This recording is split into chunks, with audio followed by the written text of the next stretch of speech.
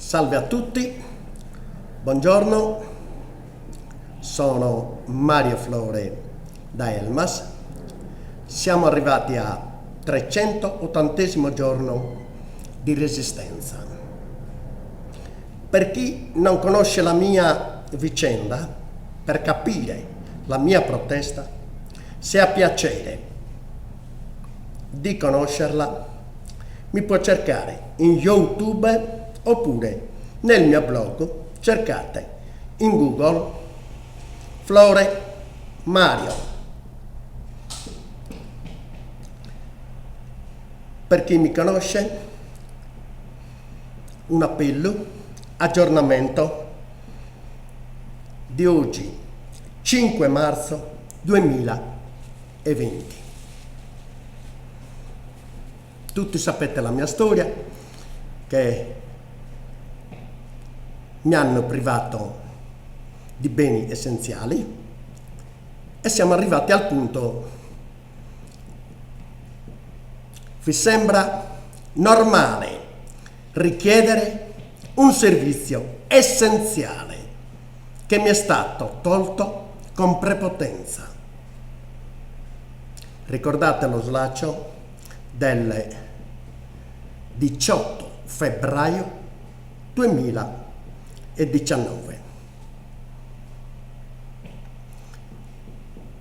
Peccherei di ingenuità infantile, ma soprattutto farei ridere il mondo se dovessi richiedere un'utenza.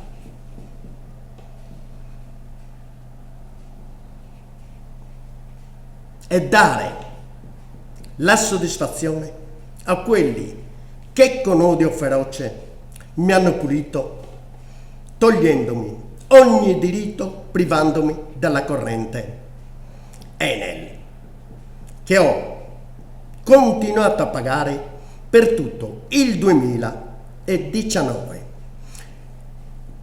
per un consumo presunto, pur non usufruendone.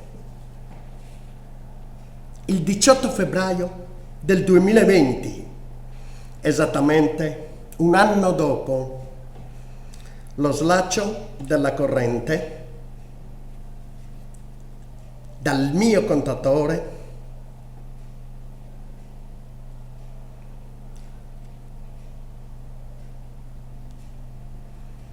vengo a sapere dal mio avvocato che tutto è a posto. Non chiedetemi termini giuridici perché non vi saprei rispondere. Fatto sta che il 20 febbraio, effettuando un controllo, mi sono accorto che non c'è più neanche il contatore. Non sapendo se sia stato rubato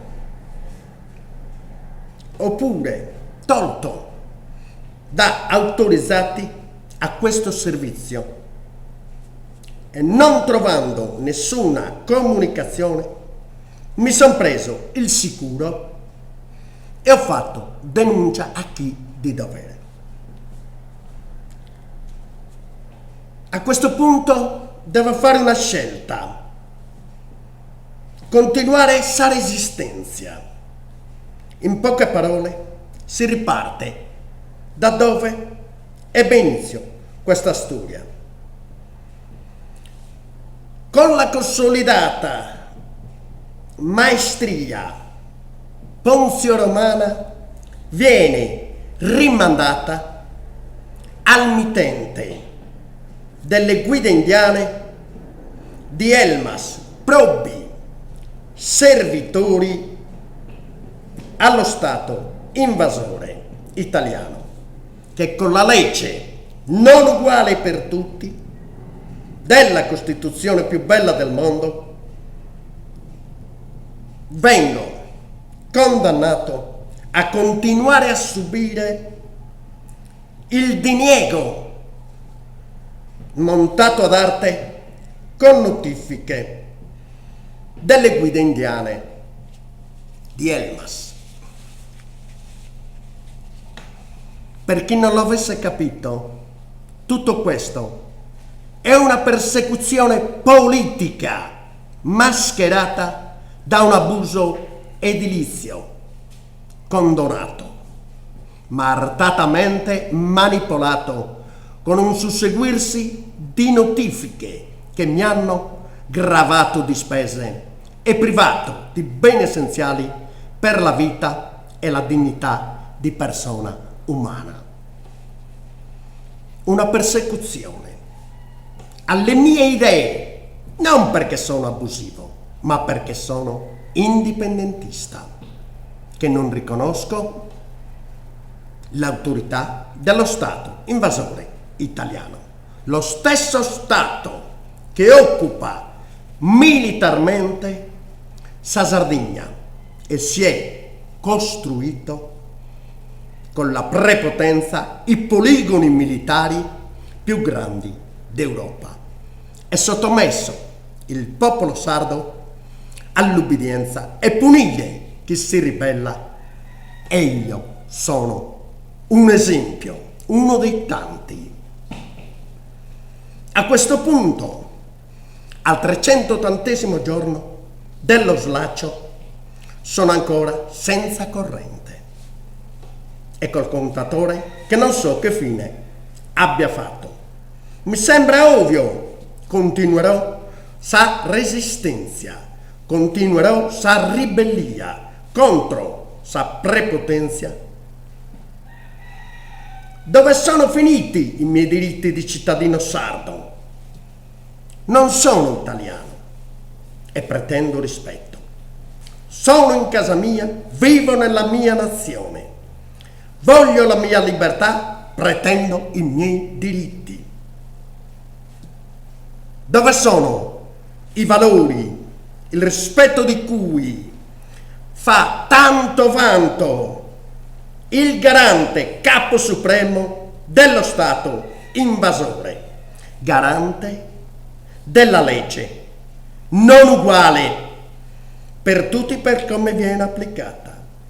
Mi rivolgo a lei, generale capo supremo di tutte le truppe di occupazione e super partes, dai probi servitori e guide indiane della Sardegna, che sono al servizio dello Stato italiano invasore, che colonizza la Sardegna, sottomessa allo Stato che lei rappresenta. Niente di personale, sia chiaro.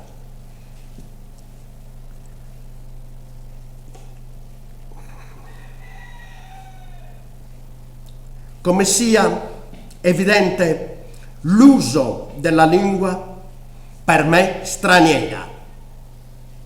Parlo e se mi è concesso, ci tengo, la uso per farmi capire senza bisogno di traduttori e di possibili incomprensioni. E perché non si dica, visto gli eventi, io non sapevo. Non so come vada a finire questa persecuzione e per quanto tempo debba ancora durare. Non so come e in quale modo continuerò la mia rivendicazione per avere i miei diritti e poter vivere libero e tranquillo in casa mia, nella mia nazione, la Sardegna. Visto i precedenti inascoltato da 2 prefetti, privato dei beni essenziali dal sindaco di Elmas, cos'altro mi devo aspettare? Non lo so. Hanno slacciato la corrente, sempre pagata, è scomparso il contatore e non so da chi e per cosa, anche se vanto un credito dall'ente che erogava. Io continuerò sa resistenza e sa pacifica ribellia pro indipendenza, pro sonore del suo popolo sardo e mia personale. Costi quel che costi, qualsiasi cosa succeda, perché qui a questo punto c'è da aspettarsi di tutto.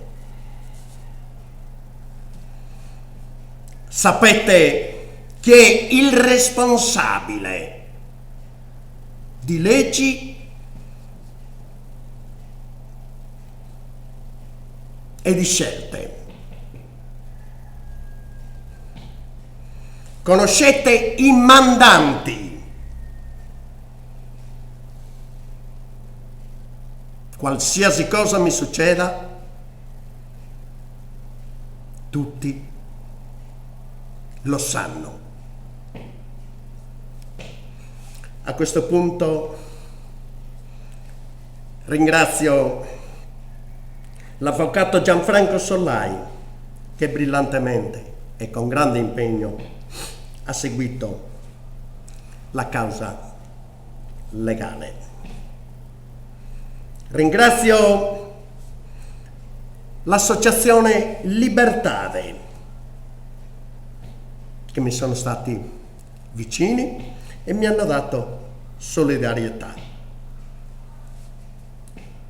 Ringrazio anche Matteo Murgia che ha dato una mano anche lui in questo e lo ringrazio personalmente. In modo particolare ringrazio la mia compagna Margherita che per il vigile urbano di Elmas voleva nominarla come la mia badante. Ringrazio Margherita, ripeto, la mia compagna che in tutta questa storia, in questa vicenda, mi è stata vicino, incondizionatamente. Un prossimo anno a tutti per la solidarietà, in particolare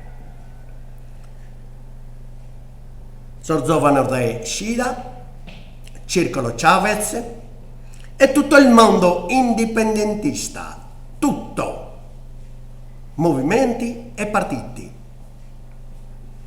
nessuno escluso. Sardegna, no est Italia, a foras Italia, taisa Sardegna. Resistenza, ribellia, indipendenza. Un prossimo anno a tutti, un saluto, Flore Mario, da Zumasu, Elmas. Ciao a tutti.